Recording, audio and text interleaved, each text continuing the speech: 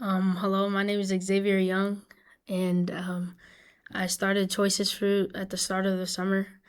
And Choicest Fruit really helped me because before this, I didn't know how to code or didn't know how to really do stuff with tech.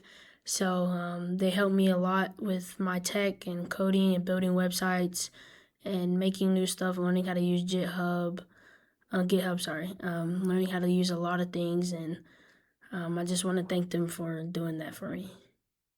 And also, I would like to be a software engineer when I'm older, so I can, just make more a lot of money and just do things that I love.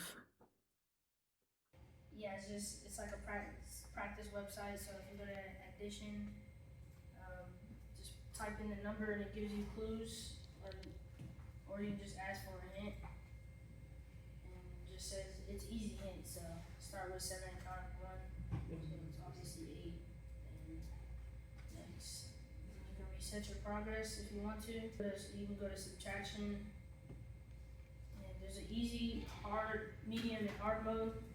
I tried to fix the hard mode to make it more difficult, and it kind of wasn't as hard as it's supposed to be, so I'll just fix that. Then it has learning tips at the bottom, and division, fraction,